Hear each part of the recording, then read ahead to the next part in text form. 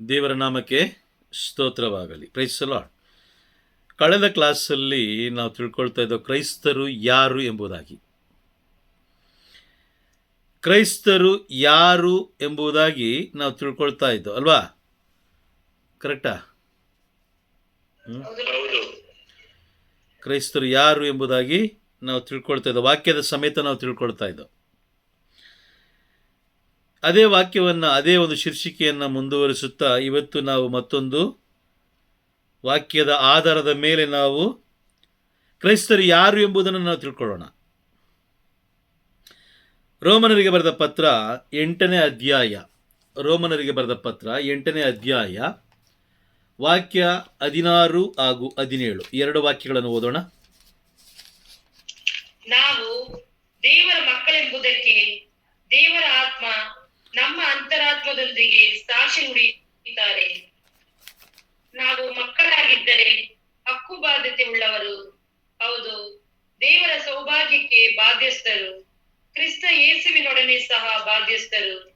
ಕ್ರಿಸ್ತ ಯೇಸುವಿನ ಯಾತನೆಯಲ್ಲೂ ನಾವು ಪಾಲುಗಾರರಾಗಬೇಕು, ಆಗ ಅವರ ಮಹಿಮೆಯಲ್ಲೂ ಪಾಲುಗಾರರಾಗುತ್ತೇವೆ. Praise the Lord. ಇಲ್ಲಿ ಮೊದಲನೇದಾಗಿ ನಾವು ದೇವರ ಮಕ್ಕಳಾಗಿ, ಕ್ರೈಸ್ತರಂದ್ರೆ ಯಾರು? ದೇವರ ಮಕ್ಕಳು, ದೇವರ ಮಕ್ಕಳು. ದೇವರ ಮಕ್ಕಳು ಹೇಗೆ ಆಗ್ಲಿಕ್ಕೆ ಸಾಧ್ಯ? ದೇವರ ಮಕ್ಕಳು ಆಗ್ಬೇಕು ಅಂತಂದ್ರೆ ಸುಮ್ಮನೆ ಚರ್ಚ್ಗೆ ಹೋಗಿ ಬಂದ್ರೆ ದೇವರ ಮಕ್ಕಳಾಗ್ಲಿಕ್ಕೆ ಸಾಧ್ಯನಾ? ಇಲ್ಲ, ಹೌದಾ? ನಿಜನಾ? ಮಾತಾಡಿ. ನಾವು ಚರ್ಚ್ಗೆ ಹೋಗಿ ಬಂದ್ರೆ ದೇವರ ಮಕ್ಕಳಾಗಲ್ಲ, ಕ್ರೈಸ್ತರಾಗಲ್ಲ, ದೇವರ ಮಕ್ಕಳಾಗಲ್ಲ. ವಾಕ್ಯ ಸ್ಪಷ್ಟವಾಗಿ ಹೇಳುತ್ತೆ, ನಾವು ದೇವರ ಮಕ್ಕಳೆಂಬುದು ದೇವರ ಆತ್ಮ ನಮ್ಮ ಅಂತರಾತ್ಮದೊಂದಿಗೆ ಸಾಕ್ಷಿ ನುಡಿಯುತ್ತಾರೆ. Praise the Lord. ಯೋಹಾನನು ಬರೆದ ಶುಭ ಸಂದೇಶ 3ನೇ ಅಧ್ಯಾಯ. ನಾವು ಇವತ್ತು ಹಂಗೆ ತಾನೇ ಇರೋದು. ನಾವು ಕ್ರೈಸ್ತರು, ನಮ್ಮಪ್ಪ ಕ್ರೈಸ್ತರು, ನಮ್ಮ ಅಮ್ಮ ಕ್ರೈಸ್ತರು ಅಲ್ವಾ? ಅವರು ಕ್ರೈಸ್ತರು, ಬಟ್ ನಾವು ಕ್ರೈಸ್ತರ? ಯೋಹಾನನು ಬರೆದ ಶುಭ ಸಂದೇಶ 3ನೇ ಅಧ್ಯಾಯ 6ನೇ ವಾಕ್ಯ. ಯೋಹಾನ 3:6. ಶರೀರದಿಂದ ಹುಟ್ಟಿದ್ದು ಶರೀರಮಯ, ದೇವರಿಂದ ಹುಟ್ಟಿದ್ದು ದೈವಮಯ. ಶರೀರದಿಂದ ಹುಟ್ಟಿದ್ದು ಶರೀರಮಯ, ದೇವರಿಂದ ಹುಟ್ಟಿದ್ದು ದೈವಮಯ. Price the lord. ಇವತ್ತಿಗೆ ನಾವು ಶರೀರದಲ್ಲೇ ನಾವು ಹುಟ್ಟಿರೋದಲ್ವಾ? ಪ್ರತಿಯೊಬ್ಬರು ಶರೀರದಿಂದ ಹುಟ್ಟಿದವರು. ಸಂತರುಗಳು, ಮಾತೆ ಮರಿಯಮ್ಮನವರು, ಎಲ್ಲರೂ ಪ್ರಭು ಯೇಸು ಕ್ರಿಸ್ತರು ಒಬ್ಬರು ಬಿಟ್ಟರೆ, ಪ್ರಭು ಯೇಸು ಕ್ರಿಸ್ತರು ಪವಿತ್ರಾತ್ಮರ ಶಕ್ತಿಯಿಂದ ಹುಟ್ಟಿದ್ದು. ಮಾತೆ ಮರಿಯಮ್ಮನವರು ಕೂಡ ಶರೀರದಿಂದನೇ ಹುಟ್ಟಿದವರು. ಅವರ ತಂದೆ ತಾಯಿಯಾರು? ಅನ್ನಮ್ಮ ಮತ್ತೆ ಜೋಕಿಮ್. ಸಿಸ್ಟರ್ ಮ್ಯೂಟ್ ಮಾಡ್ಕೊಳ್ಳಿ. Okay, fine. ಅನ್ನಮ್ಮ ಮತ್ತೆ ಜೋಕಿಮ್, ಹೌದಾ? ಕೇಳಿಸ್ತಾ ಇದೆಯಾ? ನಾನು ಮಾತಾಡ್ತಾ ಕೇಳಿಸ್ತಾ ಇದೆಯಾ ನಿಮಗೆ? ಶರೀರದಿಂದ ಹುಟ್ಟಿದ್ದು ಶರೀರಮಯ, ದೇವರಿಂದ ಹುಟ್ಟಿದ್ದು ದೈವಮಯ. ಈಗ ನಾವು ದೇವರ ಮಕ್ಕಳಾಗಬೇಕಾದ್ರೆ ಮೊದಲು ಪವಿತ್ರಾತ್ಮರಿಂದ ನಾವು ಏನಾಗಬೇಕು? ದೀಕ್ಷಾಸ್ಥಾನ ಪಡ್ಕೊಳ್ಬೇಕು. ನಾವೇನೋ ಕಾಟಾಚಾರಕ್ಕೆ ಹೋಗಿ ಚರ್ಚ್ಗೆ ಹೋಗ್ತೀವಿ, ಬರ್ತೀವಿ, ಓಕೆ, ದೇವರ ಎಲ್ಲ ಕೆಲಸ ಮಾಡ್ತೀವಿ, ಅದು ಮಾಡ್ತೀವಿ, ಇದು ಮಾಡ್ತೀವಿ, ದೆವ್ವಗಳನ್ನು ಬಿಡಿಸ್ತೀವಿ, ಪ್ರಬೋಧನೆ ಕೊಡ್ತೀವಿ, ಅದು ಮಾಡ್ತೀವಿ, ಬಲಿಪೂಜೆ ಇಡ್ತೀವಿ, ಬಲಿಪೂಜೆಗೆ ಹೋಗ್ತೀವಿ, ಸೇವೆ ಮಾಡ್ತೀವಿ, ಬಲಿಪೂಜೆಯಲ್ಲಿ ಹಾಡಾಡ್ತೀವಿ, ಸ್ತುತಿ ಮಾಡ್ತೀವಿ, ಆರಾಧನೆ ಮಾಡ್ತೀವಿ, ಇದೆಲ್ಲ ಮಾಡ್ತೀವಿ, ಇಲ್ಲ ಅಂತಲ್ಲ. ಬಟ್ ಆದರೆ ನಾವು ಕ್ರೈಸ್ತರ? ಅದು ತುಂಬ ಮುಖ್ಯ. ಕ್ರೈಸ್ತರು ಅಂದರೆ ಯಾರು? ದೇವರ ಮಕ್ಕಳಾಗಿರುವಂಥವ್ರು. ರೋಮನರಿಗೆ ಬರೆದ ಪತ್ರ 8ನೇ ಅಧ್ಯಾಯ 16ನೇ ವಾಕ್ಯ ಹೇಳುತ್ತೆ, ಕ್ರೈಸ್ತರು ಅಂತ ಹೇಳಿದ್ರೆ ಅವರು ದೇವರ ಮಕ್ಕಳು. ದೇವರ ಮಕ್ಕಳು ಅಂತ ಹೇಳಿದ್ರೆ ಅವರು ಪರಿಶುದ್ಧಾತ್ಮರಿಂದ ಹುಟ್ಟಿರಬೇಕು, ಪರಿಶುದ್ಧಾತ್ಮರನ್ನ ಅಂಗೀಕಾರ ಮಾಡಿಕೊಳ್ಬೇಕು. ಇದು ತುಂಬ ಮುಖ್ಯ, ಇದು ತುಂಬ ಮುಖ್ಯ. Praise the lord. ಯಾವ ವ್ಯಕ್ತಿ ದೇವರ ಮುಂದೆ ಕೂತ್ಕೊಳ್ತಾನೋ ಅವರೆಲ್ಲರೂ ದೇವರ ಮಕ್ಕಳಾಗ್ತಾರೆ. ಅರ್ಥ ಆಗ್ತಾ ಇದೆಯಾ? ಅರ್ಥ ಆಗ್ತಿದ್ಯಾ? ಅರ್ಥ ಆಗ್ತಾ ಇದೆ ಬ್ರದರ್. ಹಾ. ಏಕಂತ ಹೇಳಿದ್ರೆ ನೋಡಿ, ನಾವು ಇಷ್ಟೆಲ್ಲ ಕೆಲವು ಜನ ಬೋಧನೆಗಳು ನಾವೆಲ್ಲ ಬೋಧನೆ ಮಾಡ್ತೀವಿ, ಸ್ತುತಿ ಮಾಡ್ತೀವಿ, ಆರಾಧನೆ ಮಾಡ್ತೀವಿ, ದೆವ್ವಗಳನ್ನು ಬಿಡಿಸ್ತೀವಿ, ಓಡಿಸ್ತೀವಿ, ರೋಗ ಸೌಖ್ಯ ಮಾಡ್ತೀವಿ, ಎಲ್ಲ ಮಾಡ್ತೀವಿ. ಆದರೆ ತಂದೆಯ ಚಿತ್ತದಂತೆ ನಾವು ಜೀವಿಸ್ತೀವ, ಅದು ತುಂಬ ಮುಖ್ಯ. ಅದಕ್ಕೋಸ್ಕರನೇ ಮತ್ತಾಯನು ಬರೆದ ಶುಭ ಸಂದೇಶ 7ನೇ ಅಧ್ಯಾಯ ವಾಕ್ಯ 21, 22, 23ರಲ್ಲಿ ನಾವು ನೋಡ್ತೀವಿ. ಅಲ್ಲಿ ಯೇಸು ಸ್ವಾಮಿ ಹೇಳ್ತಾರೆ, ನ್ಯಾಯ ತೀರ್ಪಿನ ದಿನ ಹೇಳುವಂಥ ವಿಷಯವನ್ನು ಮುಂಚಿತವಾಗಿ ಅವರು ನಮಗೆ ತಿಳಿಸ್ಕೊಟ್ಟಿದ್ದಾರೆ. 7ನೇ ಅಧ್ಯಾಯ ಮತ್ತಾಯನು ಬರೆದ ಶುಭ ಸಂದೇಶ 7ನೇ ಅಧ್ಯಾಯ ವಾಕ್ಯ 21, 22, 23 ಈ 3 ವಾಕ್ಯಗಳನ್ನು ನಾವು ಓದಬೇಕಾದ್ರೆ ಅಲ್ಲಿ ಹೇಳ್ತಾ ನೋಡಿ, ತೀರ್ಪಿನ ದಿನದಂದು ಸ್ವಾಮಿ, ನಾವು ನಿಮ್ಮ ಹೆಸರಿನಲ್ಲಿ ಪ್ರವಾದನೆ ಮಾಡಲಿಲ್ಲವೇ? ನಿಮ್ಮ ಹೆಸರಿನಲ್ಲಿ ನಾವು ದೆವ್ವಗಳನ್ನು ಬಿಡಿಸಲಿಲ್ಲವೇ? ನಿಮ್ಮ ಹೆಸರಿನಲ್ಲಿ ಹಲವಾರು ಮಹತ್ಕಾರ್ಯಗಳನ್ನು ಮಾಡಲಿಲ್ಲವೇ ಎಂದು ಅನೇಕರು ಹೇಳುವರು. ಆಗ ನಾನು ಅವರಿಗೆ, ಇಂದಿಗೂ ನಿಮ್ಮ ಗುರುತೇ ನನಗಿಲ್ಲ, ಅಧರ್ಮಿಗಳೇ, ನನ್ನಿಂದ ತೊಲಗಿರಿ ಎಂದು ಬಹಿರಂಗವಾಗಿ ಹೇಳಿಬಿಡುವೆನು. ನೋಡಿ, ಅಲ್ಲಿ ವಾಕ್ಯ ಸ್ಪಷ್ಟವಾಗಿ ಹೇಳ್ತಾ ಇದೆ. ಗಮನ ಕೊಟ್ಟು ನೋಡಿ, ನಿಮ್ಮ ಹೆಸರಿನಲ್ಲಿ ಇದೆಯಾ? ವಾಕ್ಯ ಇದೆಯಾ? ಹಾ. ಪ್ರಬೋಧನೆಗಳನ್ನು ಕೊಡ್ತಾರೆ, ದೊಡ್ಡ ದೊಡ್ಡ ಬೋಧನೆಗಳನ್ನು ಕೊಡ್ತಾರೆ, ಸ್ತುತಿ ಮಾಡ್ತಾರೆ, ಆರಾಧನೆ ಮಾಡ್ತಾರೆ, ಬಲಿಪೂಜೆಗೆ ಹೋಗ್ತಾರೆ, ಬಲಿಪೂಜೆ ಇಡ್ತಾರೆ. ಬಟ್ ಆದರೆ ನ್ಯಾಯ ತೀರ್ಪಿನ ದಿನ ದೇವರ ಮಕ್ಕಳು ಮಾತ್ರ ದೇವರ ರಾಜ್ಯ ಸೇರ್ಕೊಳ್ತಾರೆ. ಅರ್ಥ ಆಗ್ತಿದ್ಯಾ? ದೇವರ ಮಕ್ಕಳು ಅವರು ಮಾತ್ರ ಕ್ರೈಸ್ತರು. ದೇವರ ಮಕ್ಕಳೆನಿಸಿಕೊಂಡವರು ಮಾತ್ರ ಕ್ರೈಸ್ತರು, ಉಳಿದವರು ಕ್ರೈಸ್ತರಲ್ಲ. ದೇವರು ನಮಗೆ ಒಂದು ಜವಾಬ್ದಾರಿ ಕೊಟ್ಟಿದ್ದಾರಾ? ಏನ್ ಜವಾಬ್ದಾರಿ? ಪ್ರಾರ್ಥಿಸಲ್ಲ. ಓಕೆ, ಇನ್ನೊಂದು ವಾಕ್ಯ ಓದೋಣ. ಓಕೆ, ಇನ್ನೊಂದು ವಾಕ್ಯ ಓದೋಣ. ಈಗ ಮೊದಲನೇದು ಅರ್ಥ ಆಯ್ತಾ? ರೋಮನರಿಗೆ ಬರೆದ ಪತ್ರ 8ನೇ ಅಧ್ಯಾಯ 16ನೇ ವಾಕ್ಯ ಅರ್ಥ ಆಯ್ತಾ? ದೇವರ ಮಕ್ಕಳು ಅಂದ್ರೆ ದೇವರ ಮಕ್ಕಳಾಗಿರೋ ಕ್ರೈಸ್ತರು. ದೇವರ ಮಕ್ಕಳು ಯಾರು ಅಂತ ಹೇಳಿದ್ರೆ ಅವರು ಪರಿಶುದ್ಧಾತ್ಮರಿಂದ ಅಭಿಷೇಕಪಟ್ಟರು, ಅಂದ್ರೆ ಪರಿಶುದ್ಧಾತ್ಮರಿಂದ ದೀಕ್ಷಾಸ್ನಾನ ಪಡೆದವರು. ಪವಿತ್ರಾತ್ಮರಿಂದ ದೀಕ್ಷಾಸ್ನಾನ ಪಡ್ಕೊಳ್ಳೋದಂದ್ರೆ ಹೆಂಗೆ? ಪವಿತ್ರಾತ್ಮರನ್ನೇ ಅಂಗೀಕಾರ ಮಾಡ್ಕೊಳ್ಳೋದು ಅಲ್ವಾ? ಪವಿತ್ರಾತ್ಮರನ್ನೇ ರಿಸೀವ್ ಮಾಡ್ಕೊಳ್ಳೋದು, ಅಂಗೀಕಾರ ಮಾಡ್ಕೊಳ್ಳೋದು, ಪವಿತ್ರಾತ್ಮರಿಗೆ ಸಂಪೂರ್ಣವಾಗಿ ಬಿಟ್ಟುಕೊಡೋದು, ಪವಿತ್ರಾತ್ಮರಿಗೆ ಸಂಪೂರ್ಣವಾಗಿ ಇಡೀ ನಮ್ಮ ಜೀವನ ಏನಿದೆ, ದೇವರು ಎಷ್ಟು ಜನ ಜೀವಿಸಲಿಕ್ಕೆ ಅವಕಾಶ ಕೊಟ್ಟಿದ್ದಾರೋ ಆ ಎಲ್ಲ ಸಮಯವನ್ನು ಪರಿಶುದ್ಧಾತ್ಮರಿಗೆ ಕೊಡೋದು. ಪರಿಶುದ್ಧಾತ್ಮರೇ ನೀವು ನಡೆಸ್ರಿ, ಯಾವ ರೀತಿ ನಡೆಸಿದ್ರು ಅದು ನನಗೆ ಓಕೆ, ನೋ ಪ್ರಾಬ್ಲಮ್, ನೀವು ನಡೆಸ್ರಿ. ಪರಿಶುದ್ಧಾತ್ಮರು ಇಲ್ಲದೆ ಹೋದರೆ ಶರೀರಮಯ, ಶರೀರದಿಂದ ಹುಟ್ಟಿದ್ದು ಶರೀರಮಯ. ಓಕೆ, ಈಗ 17ನೇ ವಾಕ್ಯವನ್ನು ಓದೋಣ. ರೋಮರಿಗೆ ಬರೆದ ಪತ್ರ 8ನೇ ಅಧ್ಯಾಯ 17ನೇ ವಾಕ್ಯ. ನಾವು ಮಕ್ಕಳಾಗಿದ್ದರೆ ಹಕ್ಕು ಬಾಧ್ಯತೆ ಉಳ್ಳವರು. ಅರ್ಥ ಆಯ್ತಾ? ನಾವು ಮಕ್ಕಳಾಗಿದ್ದರೆ ಹಕ್ಕು ಬಾಧ್ಯ ಉಳ್ಳವರು. Praise the Lord. ಸಹಭಾಗ್ಯಸ್ಥರು. ಕ್ರಿಸ್ತ ಯೇಸುವಿನ ಯಾತನೆಯಲ್ಲೂ ನಾವು ಪಾಲುಗಾರರಾಗಬೇಕು, ಆಗ ಅವರ ಮಹಿಮೆಯಲ್ಲೂ ಪಾಲುಗಾರರಾಗುತ್ತೇವೆ. ನೋಡಿ, ನಾವು ಮಕ್ಕಳಾಗಿದ್ದರೆ ಹಕ್ಕು ಬಾಧ್ಯತೆ ಉಳ್ಳವರು. ಈಗ ತಂದೆ ಅಂತ ಹೇಳಿದ ಮೇಲೆ ತಂದೆಯ ಆಸ್ತಿಯಲ್ಲಿ ನಮಗೆ ಪಾಲು ಇದೆಯಾ?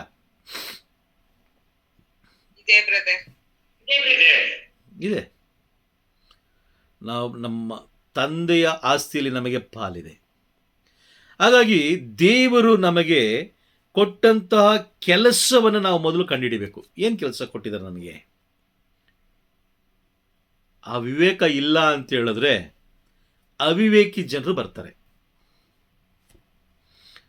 ದೇವರು ನನಗೆ ಕೊಟ್ಟಂಥ ಜವಾಬ್ದಾರಿ ಏನು, ದೇವರು ನನಗೆ ಕೊಟ್ಟಂಥ ಕೆಲಸ ಏನು ಎಂಬುದಾಗಿ ನಾವು ಧ್ಯಾನಿಸದೆ ಹೋದರೆ, ಅದನ್ನು ನಾವು ತಿಳ್ಕೊಳ್ಳದೆ ಹೋದರೆ, ಅದನ್ನು ತಿಳಿಸ್ಕೊಡೋರು ಒಬ್ಬರೇ, ಬೇರೆ ಯಾರು ತಿಳಿಸ್ಕೊಡಲ್ಲ.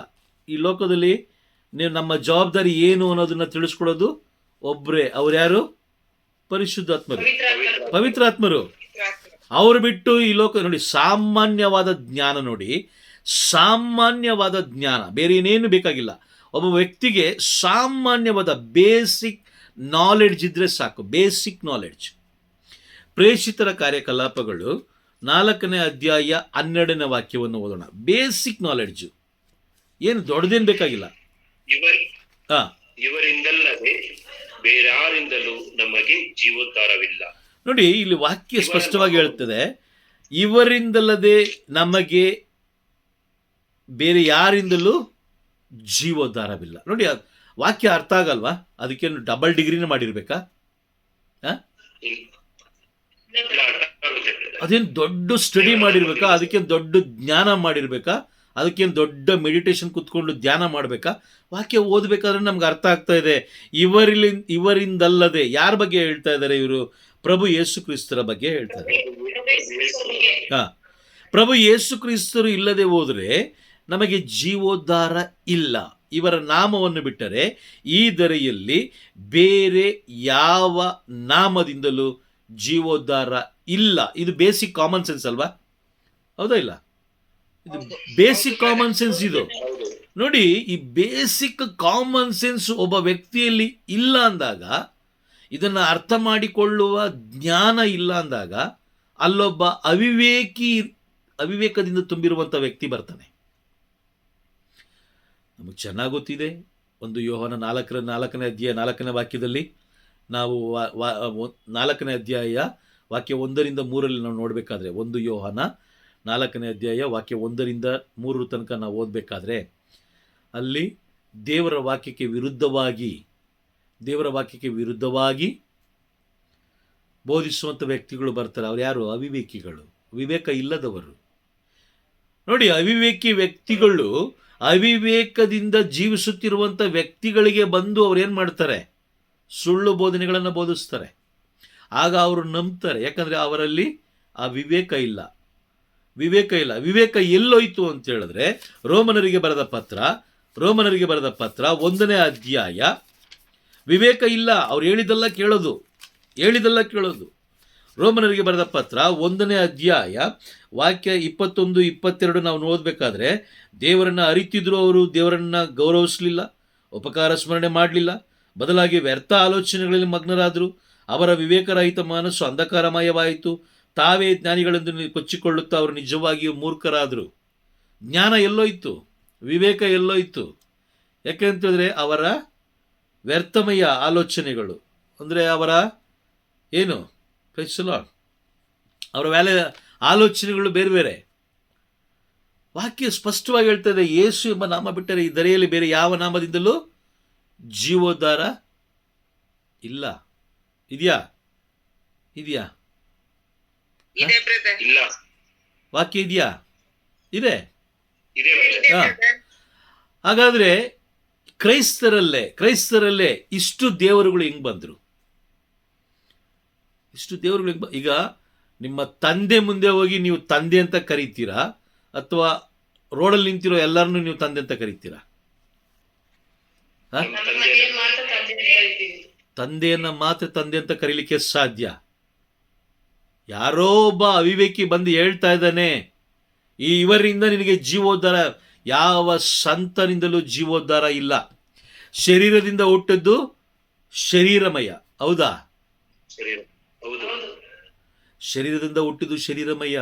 ಯಾವ ವ್ಯಕ್ತಿಯ ಹೆಸರಿನಲ್ಲೂ ನಿಮಗೇನಾಗಲ್ಲ? ಜೀವೋದ್ಧಾರ, ರಕ್ಷಣೆ ಇಲ್ಲ, ಜೀವೋದ್ಧಾರ ಇಲ್ಲ. ನೋಡಿ, ಸಣ್ಣ ಬೇಸಿಕ್ ನಾಲೆಡ್ಜ್ ಇದು. ಹಾಗಾಗಿ ದೇವರು ನಮಗೆ ಕೊಟ್ಟಂತಹ ಜವಾಬ್ದಾರಿ ಬಗ್ಗೆ ನಮಗೆ ಅರಿವಿಲ್ಲ. ಈಗ ಸಮಯ ವ್ಯರ್ಥ ಮಾಡಬೇಕು. ಸೈತಾನನಿಗೇನು ಕೆಲಸ? ನಿನ್ನ ಆಲೋಚನೆಯನ್ನ ಬೇರೆ ಕಡೆ ಡೈವರ್ಟ್ ಮಾಡಿ,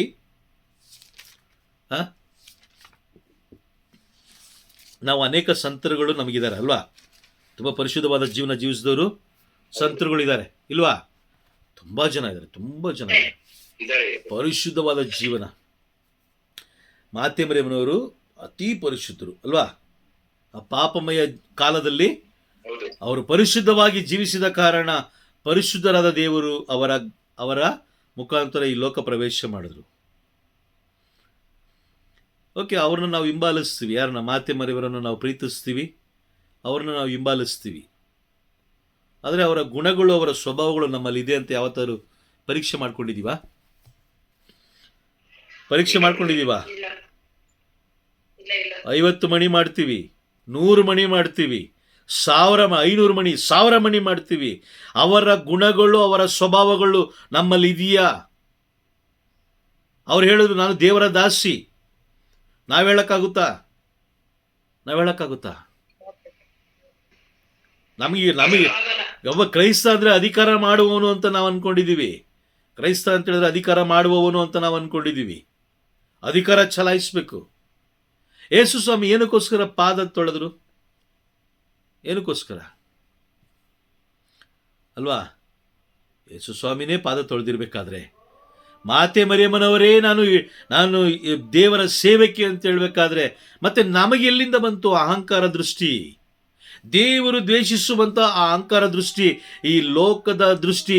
ನನ್ನ ಮಕ್ಕಳು ಚೆನ್ನಾಗಿರಬೇಕು, ನನ್ನ ಕುಟುಂಬ ಮಾತ್ರ ಚೆನ್ನಾಗಿರಬೇಕು, ನಾನು ಬೋಧಕನಾಗಿದ್ದೀನಿ, ನನ್ನ ಮಕ್ಕಳಿಗೆ ಎತ್ತಿಡ್ತೀನಿ, ಸೇಫ್ ಮಾಡಿಡ್ತೀನಿ, ನನ್ನ ಮಕ್ಕಳನ್ನ ತುಂಬ ಒಳ್ಳೆ ಎಜುಕೇಷನ್ ಸೊಸೈಟಿಲಿ ನಾನು ಓದಿಸ್ತೀನಿ. ಇದೆಲ್ಲ ಈ ಸ್ವಭಾವಗಳು ಎಲ್ಲಿಂದ ಬಂತು? Praise the lord.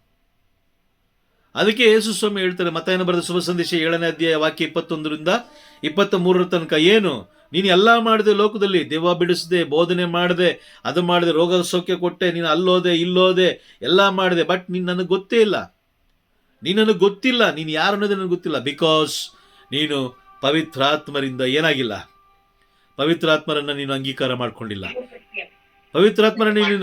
ಮಾಡ್ಕೊಂಡಿಲ್ಲ.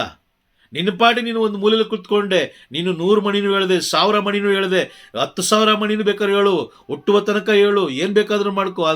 ಅದು ಪವಿತ್ರಾತ್ಮರ ಚಿತ್ತದಂತೆ ಇದೆಯಾ? ಅದು ಯೋಚನೆ ಮಾಡು.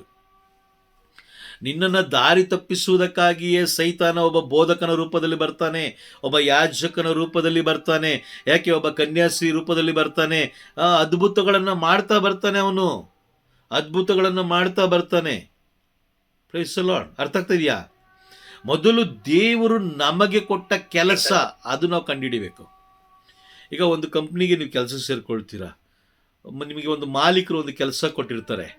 ಈಗ ಮಾಲೀಕರು ಕೊಟ್ಟಂಥ ಕೆಲಸ ನೀವು ಮಾಡಬೇಕಾ, ಅಥವಾ ನಿಮ್ಮ ಸಹಪಾಠಿ, ನಿಮ್ಮ ಜೊತೆಲಿರುವಂಥ ವ್ಯಕ್ತಿ ಹೇಳುವಂಥ ಕೆಲಸ ನೀವು ಮಾಡಬೇಕಾ? ಮಾಲೀಕರು ಏನು ಹೇಳ್ತಾರೋ ಆ ಕೆಲಸ ಮಾಡಬೇಕು. ಆದರೆ ನಿಮ್ಮ ಜೊತೆಲಿರುವಂಥ ವ್ಯಕ್ತಿಗೆ ಅದು ವಿಷಯ ಗೊತ್ತು. ಮಾಲೀಕರು ಇವ್ರಿಗೊಂದು ಕೆಲಸ ಕೊಟ್ಟಿದ್ದಾರೆ, ಆ ಕೆಲಸ ಏನಾದ್ರು ಅವನು ಮಾಡಿಬಿಟ್ಟ ಅಂತ ಹೇಳಿದ್ರೆ, ಮಾಲೀಕರಿಗೆ ಅವನು ಅಚ್ಚುಮೆಚ್ಚಿನ ಪ್ರೀತಿಯ ಮಗನಾಗಿ ಅಥವಾ ಮಗಳಾಗಿ ಏನಾಗ್ತಾನೆ? ಅಚ್ಚುಮೆಚ್ಚಿನ ಮಗಳಾಗ್ಬಿಡ್ತಾನೆ ಅಥವಾ ಮಗನಾಗ್ಬಿಡ್ತಾನೆ. ಈಗ ನಾನೇನು ಮಾಡಬೇಕು? ಅವನ್ನ ದಾರಿ ತಪ್ಪಿಸ್ಬೇಕು, ಅವನ ಡೈವರ್ಷನ್ಸ್ ಮಾಡಬೇಕು. ಅವರೊಂದು ನಿಗದಿಯಾದ ಒಂದು ಸಮಯ ಕೊಟ್ಟಿದ್ದಾರೆ, ಯಾರು? ಮಾಲೀಕರು. ನೋಡಪ್ಪ, ನಾಳೆ ಸಾಯಂಕಾಲ ಒಂದು 5 ಗಂಟೆ ಅಷ್ಟೊತ್ತಿಗೆ ಈ ಕೆಲಸ ನೀನು ಮಾಡಿಬಿಡು, 5 ಗಂಟೆಗೆ ಮಾಡು, 6 ಗಂಟೆಗೆ ಬಂದು ಅವರು ತೊಗೊಂಡೋಗ್ತಾರೋ ಏನೋ ಒಂದು ಅಲ್ವಾ ಅವ್ರ ಪ್ರಾಜೆಕ್ಟು. ಈಗ ಇವನೇನು ಮಾಡ್ತಾರೆ? ಜೊತೆಲಿರೋನು ಅವನು ಹೊಟ್ಟೆ ಉರಿ, ದೇವರ ಮಕ್ಕಳಾಗ್ಬಿಡ್ತಾರಲ್ವಾ, ಬಾಸ್ಗೆ ಪ್ರೀತಿಯ ಶಿಷ್ಯ ಆಗೋಗ್ತಾನೆ ಅಥವಾ ಮಗನಾಗಿ ಮಾರ್ಪಟ್ಬಿಡ್ತಾನೆ. ಏನು ಮಾಡ್ಬೇಕೀಗ? ದಾರಿ ತಪ್ಪಿಸ್ಬೇಕಾದ್ರೆ ಏನು ಮಾಡೋದು? ಬಾರೋ ಅಲ್ಲೋಗಿ ಬರೋಣ, ಬಾರೋ ಇಲ್ಲೋಗಿ ಬರೋಣ, ಬಾರೋ ಟೀ ಕುಡ್ಕೊಂಬರೋಣ, ಆಮೇಲೆ ಮಾಡೋಣ ನೀರು, ಏನು ಟೈಮ್ ಇಲ್ವಾ? ನಾಳೆ ಬೆಳಗ್ಗೆ ಸ್ಟಾರ್ಟ್ ಮಾಡೋಣ, ಏನು ಓಡೋಗಿದ್ದೀನು, ನಾಳೆ ಬೆಳಗ್ಗೆ ಸ್ಟಾರ್ಟ್ ಮಾಡೋಣ. ಕೊನೆಗೆ ಏನಾಯಿತು? ನಾಳೆ ಬೆಳಗ್ಗೆ ಕರೆಂಟ್ ಇಲ್ಲ, ನಾಳೆ ಬೆಳಗ್ಗೆ ಏನೋ ಒಂದು ಮಿಷಿನ್ ಕೆಟ್ಟೋಯ್ತು, ಕೆಲಸ ಆಗಲಿಲ್ಲ. ಮಾಲೀಕ ಬಂದರು, ಕೇಳಿದ್ರು, ಸರ್ ಕರೆಂಟ್ ಇಲ್ಲ, ನೆನ್ನೆ ಇತ್ತಲ್ಲ, ನೆನ್ನೆ ಏನು ಮಾಡ್ತಾಯಿದ್ದೆ? ಇಲ್ಲ ಸರ್ ಹಂಗೆ ಸರ್ ಹಿಂಗೆ ಸರ್. ಅವಾಗೇನಾಯಿತು? ತೊದಲು ನುಡಿಗಳು, ಯಾಕಂದ್ರೆ ಕೆಲಸ ಆಗಿಲ್ಲ, ತೊದಲು ನುಡಿಗಳು. ಅವಾಗೇನಾಯಿತು? ಪಕ್ಕದಲ್ಲಿದ್ದಂತಹ ಸ್ನೇಹಿತನೇ ಅವನು, ಬೇರೆ ಇನ್ಯಾರೂ ಅಲ್ಲ, ನಮ್ಮ ಸ್ನೇಹಿತನೇ ಅವನು ನಮ್ಮ ಪ್ರಾಜೆಕ್ಟ್ ನಾಶ ಮಾಡಲಿಕ್ಕೆ ಅವನ ಮುಖಾಂತರ ಸೈತಾನು ಬಂದ. ಈಗ ಮಾಲೀಕ ಕೊಟ್ಟಂಥ ಕೆಲಸ ಸಂಪೂರ್ಣ ಆಗದೆ ಹೋದರೆ ಮಾಲೀಕ ಏನು ಮಾಡ್ತಾರೆ? ಅವನನ್ನು ಆ ಒಂದು ಕೆಲಸದಿಂದ ತೆಗಿತಾರೆ, ಇಲ್ಲಾಂದರೆ ಆ ಕೆಲಸ ಬೇರೆ ಕೆಲಸನ ಬೇರೆಯವ್ರಿಗೆ ಕೊಡ್ತಾರೆ ಅಲ್ವಾ? ಹೌದಾ? ಕುತ್ಕೊಳ್ಬೇಕು, ಯೋಚನೆ ಮಾಡಬೇಕು. ದೇವರೇ, ನನಗೆ ಯಾವ ಕೆಲಸ ಕೊಟ್ಟಿದ್ದೀರ ಸ್ವಾಮಿ, ಆ ಕೆಲಸ ಇಲ್ಲಿ ಇಟ್ಟಿದ್ದಾರೆ ನೋಡಿ. 1 ಕೊರಿಂಥಿ 12ನೇ ಅಧ್ಯಾಯ ವಾಕ್ಯ 4ರಿಂದ 11 ತನಕ ನಾವು ಓದಬೇಕಾದ್ರೆ, ವಾಕ್ಯ 4ರಿಂದ 11 ತನಕ ನಾವು ಓದಬೇಕಾದ್ರೆ ಅಲ್ಲಿರುವಂತಹ ಕೆಲಸಗಳನ್ನು ದೇವರು ಈ ಲೋಕದಲ್ಲಿರುವ ಪ್ರತಿ ಒಬ್ಬೊಬ್ಬರಿಗೂ ಕೊಟ್ಟಿದ್ದಾರೆ. ಅದನ್ನೇ ಹೇಳೋದು ರೋಮನರಿಗೆ ಬರೆದ ಪತ್ರ 8ನೇ ಅಧ್ಯಾಯ 17ನೇ ವಾಕ್ಯ ಹೇಳುತ್ತೆ, ದೇವರ ಮಕ್ಕಳೆನಿಸಿಕೊಂಡವರು ದೇವರ ಆ ಒಂದು ಹಕ್ಕು ಬಾಧ್ಯತೆ ಉಳ್ಳವರು, ದೇವರ ರಾಜ್ಯಕ್ಕೆ ಹಕ್ಕು ಬಾಧ್ಯತೆ ಉಳ್ಳವರು. ಆ ಹಕ್ಕು ಬಾಧ್ಯತೆ ಏನು ಅಂತ ಹೇಳಿದ್ರೆ, ಯೋಹಾನನು ಬರೆದ ಶುಭ ಸಂದೇಶ 14ನೇ ಅಧ್ಯಾಯ ವಾಕ್ಯ 12ರಲ್ಲಿ ಯೇಸು ಸ್ವಾಮಿ ಹೇಳ್ತಾರೆ, ನಾನು ನಿಮಗೆ ಸತ್ಯವಾಗಿ ಹೇಳುತ್ತೇನೆ, ನನ್ನಲ್ಲಿ ವಿಶ್ವಾಸವುಳ್ಳವನು ನಾನು ಸಾಧಿಸುವ ಕಾರ್ಯಗಳನ್ನು ಆತನು ಸಾಧಿಸುವನು, ಅಷ್ಟೇ ಏಕೆ ಅವುಗಳಿಗಿಂತಲೂ ಮಹತ್ತಾದವುಗಳನ್ನು ಸಾಧಿಸುವನು. ನೆಕ್ಸ್ಟ್ ಇಲ್ಲೊಂದು ಮುಖ್ಯವಾದ ವಾಕ್ಯ ಇದೆ ನೋಡಿ, ಏಕೆಂದರೆ ನಾನು ಪಿತನ ಬಳಿಗೆ ಹೋಗುತ್ತಿದ್ದೇನೆ. ಅವರು ಪಿತನ ಬಳಿಗೆ ಹೋದ್ರು, ಈಗ ನಮಗೆ ಕೆಲಸ ಕೊಟ್ಟೋದ್ರು, ನಮ್ಮೆಲ್ಲರಿಗೂ ಕೆಲಸ ಕೊಟ್ಟೋದ್ರು. ಯಾವ ಕೆಲಸ ಎಂಬುದನ್ನು ಮೊದಲು ಕಂಡುಹಿಡಿಬೇಕು. ಕಂಡುಹಿಡಿದು ಆ ಕೆಲಸವನ್ನು ಮಾಡುವಾಗ ನಾವು ಜಯಶಾಲಿಗಳಾಗ್ತೀವಿ. ಇಲ್ಲ ಅಂತಂದರೆ ಖಂಡಿತವಾಗಲೂ ಜಯಶಾಲಿ ಆಗೋದಿಲ್ಲ ಅಲ್ವಾ? Praise the lord. ಆ ಒಂದು ಕೆಲಸವನ್ನು ತಿಳಿಸ್ಕೊಡೋದು ಯಾರು ಅಂತ ಹೇಳಿದ್ರೆ ಅವರು ಕೂಡ ಪವಿತ್ರಾತ್ಮರೇ. ಆ ವಾಕ್ಯ ಓದಿ, 1 ಕೊರಿಂಥಿ 12ನೇ ಅಧ್ಯಾಯ ವಾಕ್ಯ 4ರಿಂದ 10 ತನಕ ಓದೋಣ. ವರದಾನಗಳು ವಿಧವಿಧವಾಗಿವೆ, ಅವುಗಳನ್ನು ಕೊಡುವ ಪವಿತ್ರಾತ್ಮ ಒಬ್ಬರೇ. ಸೇವೆಗಳು ವಿಧವಿಧವಾಗಿವೆ, ಅವುಗಳನ್ನು ಸ್ವೀಕರಿಸುವ ಪ್ರಭುವು ಒಬ್ಬರೇ. ಶಕ್ತಿ ಸಾಮರ್ಥ್ಯವು ನಾನಾ ವಿಧ, ಅವುಗಳನ್ನು ಎಲ್ಲರಲ್ಲೂ ಸಾಧಿಸುವ ದೇವರು ಒಬ್ಬರೇ. ಪ್ರತಿಯೊಬ್ಬನಲ್ಲಿ ಕಂಡುಬರುವ ಪವಿತ್ರಾತ್ಮರ ವರದಾನಗಳನ್ನು ಸರ್ವರ ಒಳಿತಿಗಾಗಿಯೇ ಕೊಡಲಾಗಿದೆ. ಪವಿತ್ರಾತ್ಮ ಮುಖಾಂತರ ಒಬ್ಬನಿಗೆ ಜ್ಞಾನೋಕ್ತಿಗಳು, ಇನ್ನೊಬ್ಬನಿಗೆ ಅವರ ಮುಖಾಂತರವೇ ವಿದ್ಯೋಕ್ತಿಗಳು ಲಭಿಸುತ್ತವೆ. ಅದೇ ಪವಿತ್ರಾತ್ಮರಿಂದ ಒಬ್ಬನಿಗೆ ಅಗಾಧ ವಿಶ್ವಾಸವು, ಇನ್ನೊಬ್ಬನಿಗೆ ಸ್ವಸ್ಥತೆ ನೀಡುವ ಶಕ್ತಿಯೂ ದೊರಕುತ್ತವೆ. ಒಬ್ಬನಿಗೆ ಪವಾಡಗಳನ್ನು ಎಸಗುವ ಪರಾಕ್ರಮವನ್ನು, ಇನ್ನೊಬ್ಬನಿಗೆ ಪ್ರವಾದನೆ ಮಾಡುವ ಪ್ರತಿಭೆಯನ್ನು, ಮತ್ತೊಬ್ಬನಿಗೆ ಸತ್ಯಾಸತ್ಯವನ್ನು ವಿವೇಚಿಸುವ ಜಾಣ್ಮೆಯನ್ನು, ಮಗದೊಬ್ಬನಿಗೆ ವಿವಿಧ ಭಾಷೆಗಳನ್ನಾಡುವ ಸಾಮರ್ಥ್ಯವನ್ನು ಮತ್ತು ಒಬ್ಬನಿಗೆ ಅವುಗಳನ್ನು ಅರ್ಥೈಸುವ ಅರಿವನ್ನು ಆ ಪವಿತ್ರಾತ್ಮರಿಂದಲೇ ಕೊಡಲಾಗುತ್ತದೆ. ಈ ವರಗಳನ್ನೆಲ್ಲ ಆ ಪವಿತ್ರಾತ್ಮ ಒಬ್ಬರೇ ತಮ್ಮ ಇಷ್ಟಾನುಸಾರ ಪ್ರತಿಯೊಬ್ಬನಿಗೂ ಹಂಚುತ್ತಾರೆ. ಈ ವರಗಳನ್ನೆಲ್ಲ ಆ ಪವಿತ್ರಾತ್ಮ ಒಬ್ಬರೇ ತಮ್ಮ ಇಷ್ಟಾನುಸಾರ ಪ್ರತಿಯೊಬ್ಬರಿಗೂ ಹಂಚುತ್ತಾರೆ. ಯಾರಿಗೆ ಹಂಚ್ತಾರೆ ಅಂತ ಹೇಳಿದ್ರೆ, ಯಾರು ದೇವರ ಮಕ್ಕಳಾಗಿರ್ತಾರೋ, ಯಾರು ಪವಿತ್ರಾತ್ಮರನ್ನು ಅಂಗೀಕಾರ ಮಾಡ್ಕೊಂಡಿರ್ತಾರೋ ಅವರಿಗೆ ಹಂಚ್ತಾರೆ. ಪವಿತ್ರಾತ್ಮರಿಂದ ದೀಕ್ಷಾಸ್ನಾನ ಪಡೆದವರು ದೇವರ ಮಕ್ಕಳಾಗ್ತಾರೆ. ದೇವರ ಮಕ್ಕಳಿಗೆ ರೋಮನರಿಗೆ ಬರೆದ ಪತ್ರ 8ನೇ ಅಧ್ಯಾಯ ವಾಕ್ಯ 17 ಹೇಳುತ್ತೆ. 17 ಏನು ಹೇಳುತ್ತೆ? ನಾವು ಮಕ್ಕಳಾಗಿದ್ದರೆ ಹಕ್ಕು ಬಾಧ್ಯವುಳ್ಳವರು, ಅವರ ಸೌಭಾಗ್ಯಕ್ಕೆ ಬಾಧ್ಯಸ್ಥರು, ಕ್ರಿಸ್ತ ಯೇಸುವಿನೊಡನೆ ಸಹ ಬಾಧ್ಯಸ್ಥರು. ನೋಡಿ, ಕ್ರಿಸ್ತ ಯೇಸುವಿನೊಡನೆ ಸಹ ಬಾಧ್ಯಸ್ಥರು. ಕ್ರಿಸ್ತ ಯೇಸುವಿನ ಯಾತನೆಯಲ್ಲೂ ನಾವು ಪಾಲುಗಾರರಾಗಿರಬೇಕು. ಆಗ ಅವರ ಮಹಿಮೆಯಲ್ಲೂ ನಾವು ಪಾಲುಗಾರರಾಗಿರುತ್ತೇವೆ. Price the lord. ಪ್ರಭುವಿನ ಚಿತ್ತ ಏನು? ಪ್ರಭುವಿನ ಚಿತ್ತ ಏನು? ಎಲ್ಲರೂ ಜೀವೋದ್ಧಾರ ಹೊಂದಬೇಕು. ಆಮೇನ್. ಎಲ್ಲರೂ ಜೀವೋದ್ಧಾರ ಹೊಂದಬೇಕು. ಹೌದಾ? ಹೌದಾ? ನಿಜನಾ? ಎಲ್ಲರೂ ಜೀವೋದ್ಧಾರ ಹೊಂದಬೇಕು. 1 ತಿಮೋತಿ 2ನೇ ಅಧ್ಯಾಯ ವಾಕ್ಯ 4 ಏನು ಹೇಳುತ್ತೆ ನೋಡೋಣ. ಎಲ್ಲ ಮಾನವರು ಸತ್ಯವನ್ನರಿತು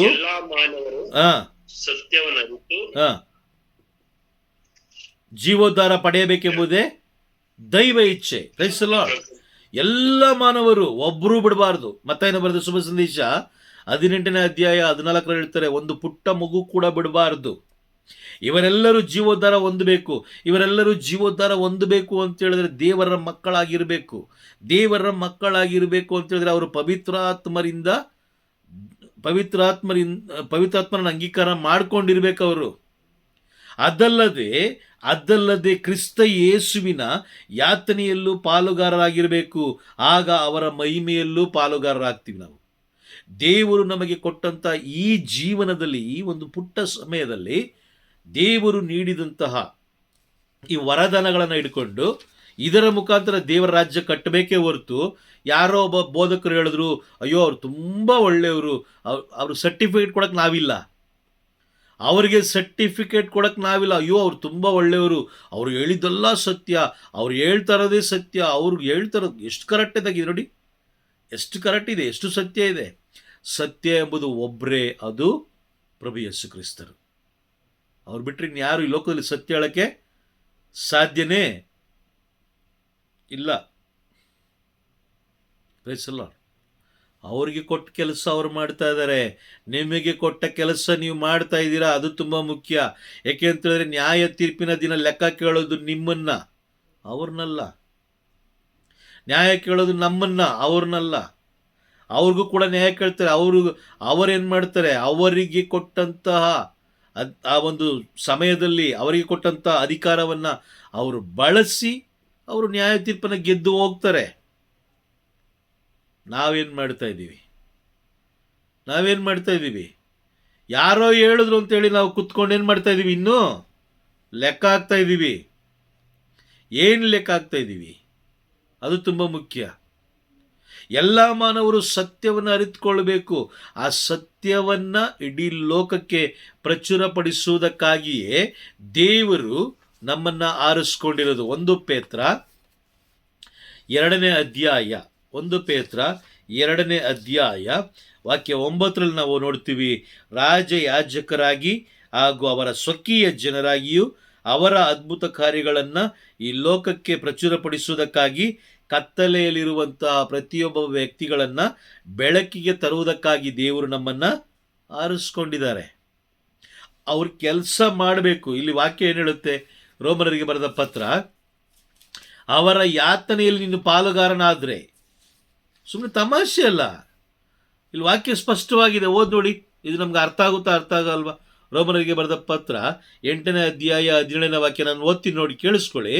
ನಾವು ದೇವರ ಮಕ್ಕಳಾಗಿದ್ದರೆ ಹಕ್ಕು ಬಾಧ್ಯತೆ ಉಳ್ಳವರು. ನಾವು ದೇವರ ಮಕ್ಕಳಾಗಿದ್ದರೆ, ಮೊದಲನೇ ಪಾಯಿಂಟ್, ಹಕ್ಕು ಬಾಧ್ಯತೆ ಉಳ್ಳವರು. ಹೌದು, ದೇವರ ಸೌಭಾಗ್ಯಕ್ಕೆ ನಾವು ಬಾಧ್ಯಸ್ಥರು.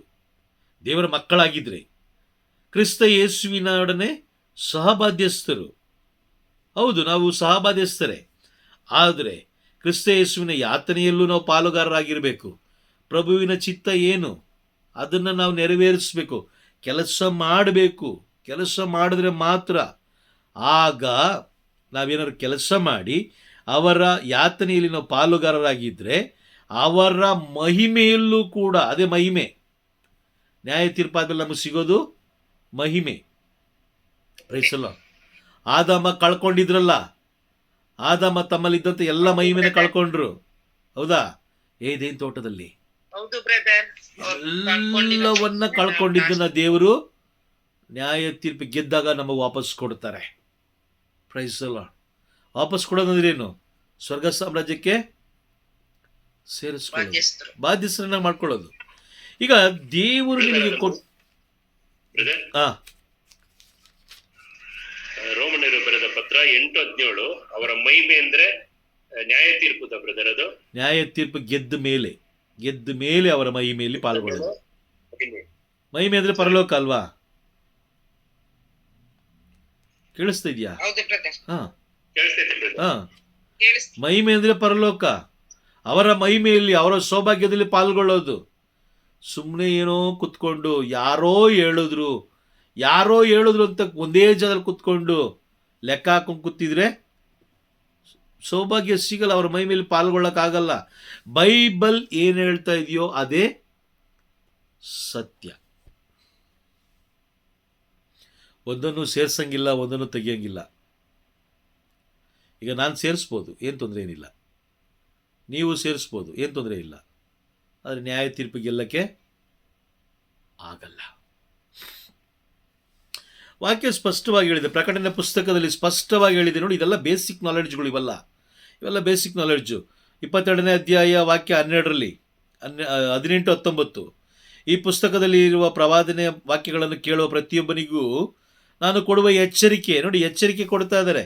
ಯಾವನಾದರೂ ಇವುಗಳಿಗೆ ಏನನ್ನಾದರೂ ಕೂಡಿಸಿದರೆ ದೇವರು ಅವನ ಮೇಲೆ ಈ ಪುಸ್ತಕದಲ್ಲಿ ಬರೆದಿರುವ ವಿಪತ್ತುಗಳನ್ನು ಬರುವಂತೆ ಬಂದೆದರು ಎರಗುವಂತೆ ಮಾಡುತ್ತಾರೆ.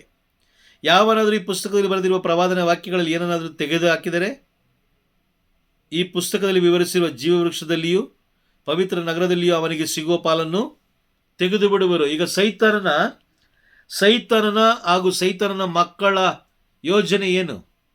ಜೀವವೃಕ್ಷದ ಫಲವನ್ನು ನೀವು ಸವಿಬಾರದು. ಅದಕ್ಕೋಸ್ಕರ ಅವ್ರು ಏನು ಮಾಡ್ತಾರೆ? ಎಣಿಸ್ಕೊಂಡು ಕೂತ್ಕೋ, ನೀನು ಹಿಂಗೆ ಮಾಡು, ಹಂಗೆ ಮಾಡು, ದೇವರ ವಾಕ್ಯಕ್ಕೆ ವಿರುದ್ಧವಾಗಿ ಜೀವಿಸು, ದೇವರ ವಾಕ್ಯಕ್ಕೆ ಹಿಂಗೆ ಜೀವಿಸು, ಹಂಗೆ ಜೀವಿಸು. ಈ ಸಂತರುಗಳನ್ನು ದೇವಾಲಯದಲ್ಲಿ ಏನಕ್ಕೆ ಇಡ್ತಾರೆ? ಕಾರಣ ಏನು? ಹೋಗಿ ಮುದ್ದಾಡಕ. ಅವರು ಯಾವ ತರ ಜೀವನ ನಡೆಸಿದ್ರು ಅದೇ ತರ ನಾವು ಜೀವನ ನಡೆಸಬೇಕು. ಹೌದು. ಯಾರಲ್ಲಿ ಮಹಿಮೆಗೊಂಡ್ರು? ಪ್ರಭು ಯೇಸುವಿನಲ್ಲಿ ಮಹಿಮೆಗೊಂಡ್ರು, ಆದರ್ಶವಾಗಿಟ್ಟಿದ್ದಾರೆ. ಅವ್ರು ಮಾಡಿ ಗೆದ್ದಿದ್ದಾರೆ. ಈಗ ಶಾಲೆಗಳಲ್ಲಿ SSLC ಪಾಸ್ ಆದರೆ ಅವ್ರ ಫೋಟೋ ಬ್ಯಾನರ್ ಹಾಕಿಡ್ತಾರೆ, ಗೊತ್ತಾ? ಎಷ್ಟು % ಅಂತೇಳಿ ಹಾಕಿರ್ತಾರೆ.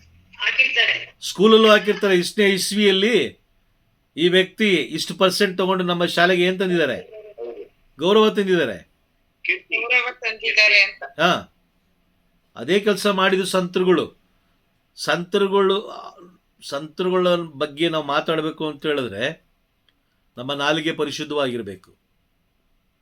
ಯಾಕಂದ್ರೆ ಅವರ ಎಸ್ಸೆತ್ತಕ್ಕೂ ನಮಗೆ ಯೋಗ್ಯತೆ ಇಲ್ಲ. ಮಾತೆ ಮರಿಯಮ್ಮನವರ ಎಸ್ಸೆತ್ತಕ್ಕೆ ನಮಗೆ ಯೋಗ್ಯತೆ ಇಲ್ಲ. ಮಾತೆ ಮರಿ ಎಸೆತ್ತಿದ್ರೆ ಅವರಂತೆ ನಾವು ಜೀವಿಸಬೇಕು. ಅವರ ಗುಣಗಳನ್ನು, ಅವರ ಸ್ವಭಾವಗಳನ್ನು ನಾವು ಅಂಗೀಕಾರ ಮಾಡ್ಕೊಳ್ಬೇಕು. Praise the lord. ಪರರ ಸೇವೆ ಮಾಡಬೇಕು. ಎಲಿಜಬೆತ್ ಅಮ್ಮರ ಸೇವೆ ಮಾಡಿದ್ರು. ಎಲ್ಲಿ ಮಾಡ್ತೀವಿ ನಾವೀಗ? ಸೊಸೆ ಅತ್ತೆಗೆ ಸೇವೆ ಮಾಡ್ತಾಳ? ಹೇಳಿ ನೋಡೋಣ.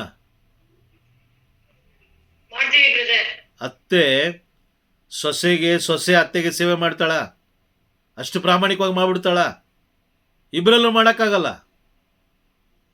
ಮತ್ತೆ ಸಾಯಂಕಾಲ ಆದರೆ ಕೂತ್ಕೊಳ್ಳೋದು ಅಲ್ವಾ? ಸಂಜೆ ಆದರೆ ಕೂತ್ಕೊಳ್ಳೋದು, ಅಥವಾ ಯಾರೋ ಒಬ್ರು ಕರೆದ್ರು ಅಲ್ಲೋಗೋದು. ಏನು? ಮಧ್ಯಸ್ಥಿಕೆ ಪ್ರಾರ್ಥನೆ ಅಂತೆ. ಮಧ್ಯಸ್ಥಿಕೆ ಪ್ರಾರ್ಥನೆ. ಅವ್ರನ್ನೆಲ್ಲ ಮಾತಾಡ್ಸೋಕ್ಕಾಗುತ್ತಾ? ಮಾತಾಡ್ಸೋಕ್ಕಾಗಲ್ಲ. ಯಾವ ಸಂತರನ್ನು ನಾವು ಅನುಸರಿಸ್ತೀವೋ ಅವರ ಸ್ವಭಾವಗಳನ್ನು ನಾವೇನು ಮಾಡ್ಕೊಳ್ಬೇಕು? ಅನುಸರಿಸ್ಬೇಕು.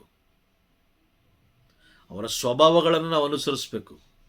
ಅದಕ್ಕೆ ಹೇಳೋದು ಕೀರ್ತನೆ ಗ್ರಂಥ 16ನೇ ಅಧ್ಯಾಯ ವಾಕ್ಯ 3 ಹೇಳೋದು, ಸಂತರುಗಳು ನಾಡಿಗೆ ತಿಲಕ. ಅಂದ್ರೆ ತಿಲಕ ಎಲ್ಲಿಡ್ತಾರೆ? ಇಲ್ಲಿಡ್ತಾರೆ, ಹಣೆ ಮೇಲೆ ಇಡ್ತಾರೆ ಅಲ್ವಾ? ಓಕೆ. ಬೇಲನನ್ನು ಕೊಂದಾಕದ ಮೇಲೆ ಸರ್ವೇಶ್ವರ ಸ್ವಾಮಿ ಕಾಯಿನನಿಗೆ ಒಂದು ಗುರುತು ಇಡ್ತಾರೆ. ಎಲ್ಲಿಡ್ತಾರೆ ಗುರುತು? ಹಣೆ ಮೇಲೆ. ಮುಟ್ಟಬಾರ್ದಂತ ಪವಿತ್ರ ಶಿಲ್ಬೆ ಗುರುತು ನಾವೆಲ್ಲ ಹಾಕ್ತಿವಿ ಹಣೆ ಮೇಲೆ ಅಲ್ವಾ? ಅವರ ಸಂತರುಗಳ ಸ್ವಭಾವಗಳು, ಗುಣಗಳು, ಅವರು ಯಾವ ರೀತಿ ಪ್ರಭು ಯೇಸು ಕ್ರಿಸ್ತರನ್ನ ಪ್ರೀತಿಸಿದ್ರು, ಅವರ ಪ್ರಾರ್ಥನೆಯ ಜೀವನ ಹೇಗಿತ್ತು, ಇದೆಲ್ಲವನ್ನು ನಾವು ಏನು ಮಾಡಲ್ಲ? ಅನುಸರಿಸಲ್ಲ. ಅದನ್ನು ನಾವು ರಿಸೀವ್ ಮಾಡ್ಕೊಳ್ಳಲ್ಲ. ಅದರಂತೆ ಜೀವಿಸಕ್ಕೆ ಹೋಗೋದಿಲ್ಲ. ಮಂಗಳವಾರ ಬಂದರೆ ಅಂತೋಣಿಗೆ ಏನು ಕೋಳಿನೋ ಕುರಿನೋ ಕಡಿದು ಅನ್ನ ಹಾಕೋದು. ಬುಧವಾರ ಬಂದರೆ ಒಂದು ದಿನ, ಸೋಮವಾರ ಒಬ್ಬರಿಗೆ, ಮಂಗಳವಾರ, ಬುಧವಾರ, ಗುರುವಾರ ಒಬ್ಬರಿಗೆ, ಕೊನೆಯಲ್ಲಿ ಶನಿವಾರ ಒಬ್ಬರಿಗೆ, ಭಾನುವಾರ ಬಲಿಪೂಜೆಗೆ. ಯಾರು ಹೇಳಿದ್ದು? ಯಾರಾದರೂ ಹೇಳಿದ್ರಾ? ಯಾರೋ ಹೇಳಿದ್ರು, ಕಂಟಿನ್ಯೂ ಮಾಡಿದ್ರು ಅಲ್ವಾ? ಯಾರೋ ಹೇಳಿದ್ರು, ಕಂಟಿನ್ಯೂ ಮಾಡಿದ್ರು ಅಲ್ವಾ? Praise the lord. ಯಾವಾಗಲೂ ಅಷ್ಟೇ ಸಂತರುಗಳು ಅಂತ ಹೇಳಿದ್ರೆ ಅವ್ರ ಬಗ್ಗೆ ನಾವು ಸ್ಟಡಿ ಮಾಡಬೇಕು ಮೊದಲು. ಮಾತೆ ಮರಿಯಮ್ಮನವರು ಅಂತ ಹೇಳಿದ್ರೆ ಮಾತೆ ಮರಿಯಮ್ಮ ಎಷ್ಟು ಕಷ್ಟಪಟ್ಟರು, ಎಷ್ಟು ವೇದನೆ ಪಟ್ಟರು. ಅದಕ್ಕೆ ಇಲ್ಲಿ ವಾಕ್ಯ ಹೇಳ್ತದೆ ನೋಡಿ, ಏನು ಹೇಳ್ತದೆ, ಅವರ ಕ್ರಿಸ್ತ ಯೇಸುವಿನ, ರೋಮನಿಗೆ ಬರೆದ ಪತ್ರ 8ನೇ ಅಧ್ಯಾಯ 17ನೇ ವಾಕ್ಯ, ಕ್ರಿಸ್ತ ಯೇಸುವಿನ ಯಾತನೆಯಲ್ಲೂ ನಾವು ಪಾಲುಗಾರರಾಗಿರಬೇಕು. ಮಾತೆ ಮರಿಯಮ್ಮನವರು ದೇವರ ಮಗುವಾದರು. ಕಾರಣ ಏನಂತಾರೆ, ಪ್ರಭುವಿನ ಶಿಲುಬೆಯ ಯಾತನೆಯಲ್ಲಿ ಅವರು ಇದ್ರು.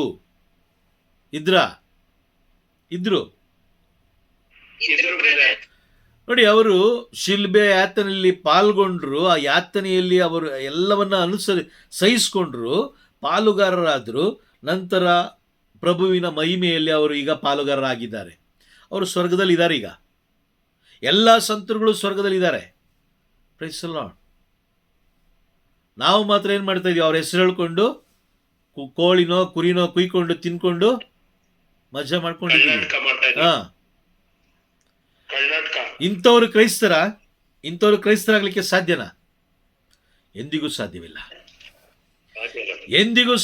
ರೋಮನರಿಗೆ ಬರೆದ ಪತ್ರ 8ನೇ ಅಧ್ಯಾಯ ವಾಕ್ಯ 16-7 ಪ್ರಕಾರ ಮೊದಲು ದೇವರ ಮಕ್ಕಳಾಗಬೇಕು. ಕ್ರೈಸ್ತರಾದವರು ಮೊದಲು ದೇವರ ಮಕ್ಕಳಾಗಬೇಕು. ದೇವರ ಮಕ್ಕಳಾಗಬೇಕು ಅಂತ ಹೇಳಿದ್ರೆ ಅವನು ಪವಿತ್ರಾತ್ಮರಿಂದಲೂ ನೀರಿನಿಂದಲೂ ಅವನು ದೀಕ್ಷಾಸ್ನಾನ ಹೊಂದಿದ್ರೆ ಮಾತ್ರ.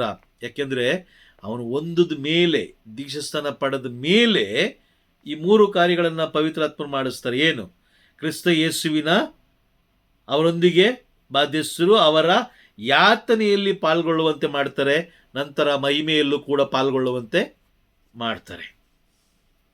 ಸುಮ್ಮನೇನೋ ಕುತ್ಕೊಂಡು ಒಂದು ಕಾಟಾಚಾರಿಕೆ, ಒಂದು ಪಿತನ ಸುತನ ಹಾಕಿ, ಒಂದು ಪರಲೋಕದ ನಮ್ಮ ತಂದೆ ಹೇಳಿ ಒಂದು 50, 60, 100, 200, 1000 ಮಣಿನೋ ನೀವು ನಮೋ ಮರಿಯ ಹೇಳಿದ್ರೆ ಏನು ಪ್ರಯೋಜನ ಇಲ್ಲ. Praise the lord.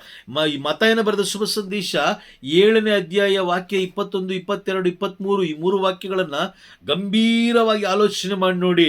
ಕೊನೆಯಲ್ಲಿ ಒಂದು ಮಾತು ಹೇಳ್ತಾರೆ, ತೊಲಗಿರಿ, ನನ್ನಿಂದ ತೊಲಗಿರಿ ಅಧರ್ಮಿಗಳೇ. ಅಧರ್ಮಿಗಳಂದ್ರೆ ಏನು?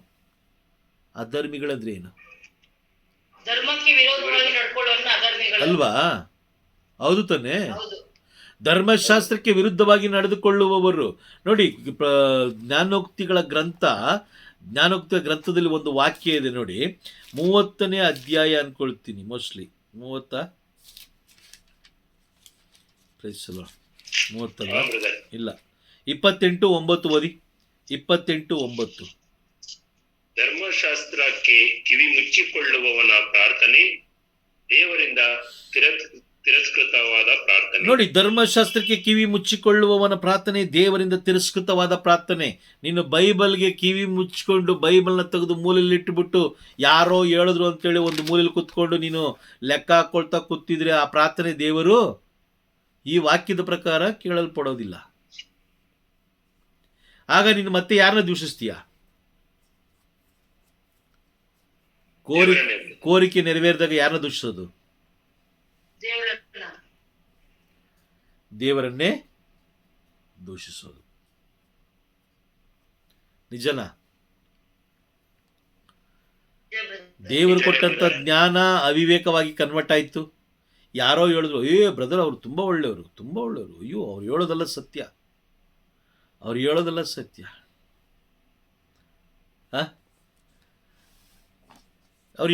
ಸತ್ಯ. ಹೇಗೆ ಸತ್ಯ? ಸತ್ಯ ಯಾವುದೂ ಇಲ್ಲ. ಸತ್ಯ ಹೇಳಿದ ಒಬ್ಬರೇ, ಯಾರು? ಪರಿಶುದ್ಧ ಪ್ರಭು ಯೇಸು ಕ್ರಿಸ್ತರು.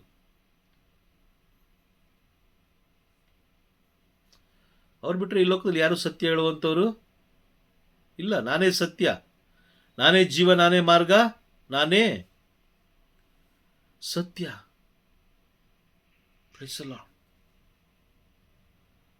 ನಾವು ಕ್ರೈಸ್ತರಾಗಬೇಕು ಅಂತ ಹೇಳಿದ್ರೆ ಮೊದಲು ದೇವರ ಮಕ್ಕಳಾಗಬೇಕು. ದೇವರ ಮಕ್ಕಳಾಗಬೇಕು ಅಂತ ಹೇಳಿದ್ರೆ ನಾವು ನೀರಿನಿಂದಲೂ ಪರಿಶುದ್ಧಾತ್ಮರಿಂದಲೂ ನಾವು ದೀಕ್ಷಾಸ್ನಾನ ಪಡೆದಿರಬೇಕು. ಅದು ಪಡೆದ ಮೇಲೆ ನಾವು ದೇವರು ಕೊಟ್ಟಂಥ ಕೆಲಸಗಳನ್ನು ನಾವು ಮಾಡಬೇಕು. ಅಲ್ಲಿ ವಾಕ್ಯ ನೋಡಿ, 17ನೇ ವಾಕ್ಯ 2ನೇ ಭಾಗ ಕೊನೆಯ 2 ವಾಕ್ಯಗಳನ್ನು ಓದಿ.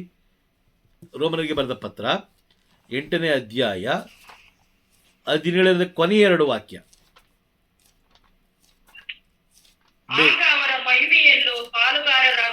ಅದಲ್ಲ ಅದಕ್ಕೆ ಮೇಲೆ ಇನ್ನೊಂದಿದೆ ನೋಡಿ. ಅದಕ್ಕೆ ಮೇಲೆ ಇನ್ನೊಂದು, ಅದು ಮೊದಲನೇ ವಾಕ್ಯ. ಇನ್ನೊಂದು, ಕ್ರಿಸ್ತ ಯೇಸುವಿನ ಯಾತನೆಯಲ್ಲೂ ನಾವು ಪಾಲುಗಾರರಾಗಬೇಕು ನಾವು. ದೇವರ ರಾಜ್ಯ ಈ ಭೂಮಿಯಲ್ಲಿ ಕಟ್ಟಬೇಕು ನಾವು. ಸುಳ್ಳು ಹೇಳಿ ಅಲ್ಲ, ಸತ್ಯ ಹೇಳಿ.